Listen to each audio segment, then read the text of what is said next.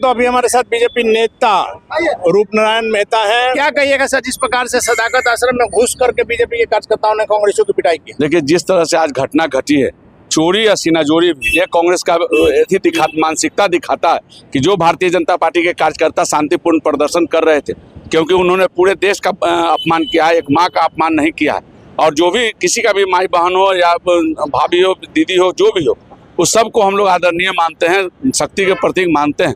लेकिन कांग्रेस के कार्यकर्ताओं ने कांग्रेस के नेताओं के उकसावे पर प्रधानमंत्री जी के माता जी को और प्रधानमंत्री जी को गाली बका।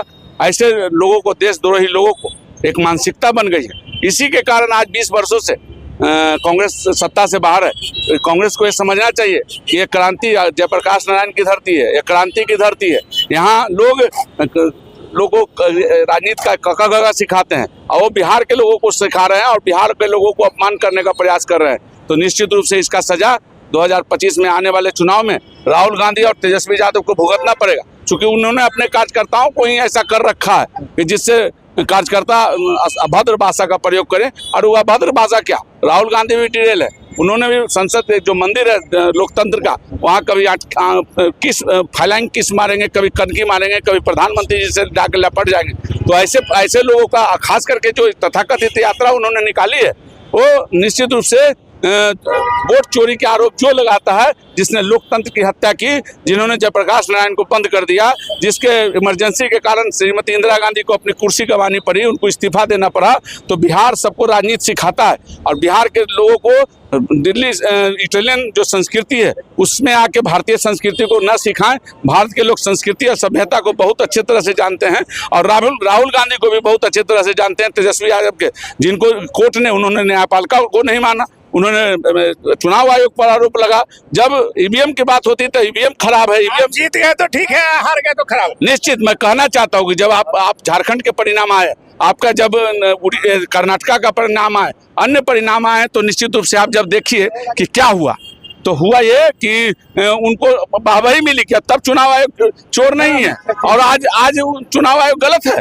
तो संवैधानिक संस्था पर वार करना कांग्रेसियों का आदत है। लेकिन सर, किसी भी महिला का अपमान सहा नहीं जा सकता है और देश के प्रधानमंत्री की माता जी के, स्वर्गीय माता जी के बारे में जब ऐसी बात कही गई है, तो आखिर ये लड़ाई कहाँ तक चलेगी? देखिए, शक्ति की पूजा हम लोग करते हैं और शक्ति के रूप में हम लोग माताओं को देखते हैं। तो ये लड़ाई जब तक राहुल गांधी और उसके गठबंधन के सभी नेता माफी न मांगे, और खास करके हम लोग को जिस तरह से स्टालिन जैसे लोग बिहारियों को अपमान किया, उन्होंने कहा कि टॉयलेट साफ करता है हमारा, तो टॉयलेट साफ करता है। इस तरह के बिहार पूरे भारत को चलाता है। बिहार में सबसे ज्यादा आईएएस पैदा लेते हैं, सबसे ज्यादा वैज्ञानिक पैदा लेते हैं, और ये राहुल गांधी बिहारी को सिखावेंगे, जो क्रांति की धरती है, जहां से लोग को राजनीति का सिखाया जाता है, वो सिखाएंगे राहुल गांधी। तो ये अपमान नहीं सहेगा, एक माता का अपमान नहीं है, ये 1 अरब 40 करोड़ जनता का अपमान है और इसका खामियाजा लोकतांत्रिक तरीके से हम लोग दे रहे हैं और इसका खामियाजा यहाँ की बिहार की जनता देगी, चुनाव में नजर आएगा। तो देखिए, जिस प्रकार से प्रधानमंत्री मोदी जी की माता जी के बारे में बोला गया है खुले मन से, और इसका परिणाम जो है